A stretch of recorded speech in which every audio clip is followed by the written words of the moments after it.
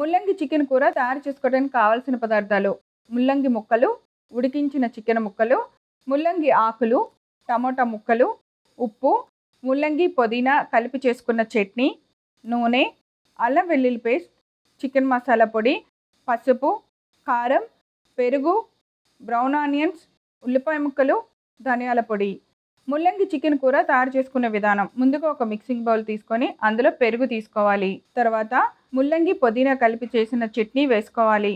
దానిలో కొద్దిగా పసుపు, కొన్ని బ్రౌన్ ఆనియన్స్, ఉడికించిన చికెన్ ముక్కలు వేసి బాగా కలిపి పక్కన పెట్టాలి. ఇప్పుడు స్టవ్ వెలిగించి పాన్ పెట్టి నూనె వేసి వేడెక్కిన తర్వాత ఉల్లిపాయ ముక్కలు వేయాలి. కొంచెం ఫ్రై అయిన వెంటనే ముల్లంగి ముక్కలు వేసి కొద్దిసేపు ఫ్రై చేసి అల్లం వెల్లుల్లి పేస్ట్, ముల్లంగి ఆకులు, టమాటా ముక్కలు వేసి మూత పెట్టి బాగా మగ్గించుకోవాలి. ఆ తర్వాత మూత తీసి చికెన్ మసాలా వేసుకోవాలి. తర్వాత కారం, ధనియాల పొడి, పెరుగు మిశ్రమంలో మిక్స్ చేసి పెట్టుకున్న చికెన్ ముక్కల్ని వేసి బాగా కలిపి కొద్దిగా నీళ్లు పోసుకొని సరిపడినంత ఉప్పు వేసి కూర దగ్గరకు వచ్చేంత వరకు బాగా ఉడికించుకోవాలి. మూత తీసి కలిపి ఒక సర్వింగ్ బౌల్లోకి తీసి సర్వ్ చేయండి. అంతే, ఎంతో రుచికరమైన ముల్లంగి చికెన్ కూర రెడీ.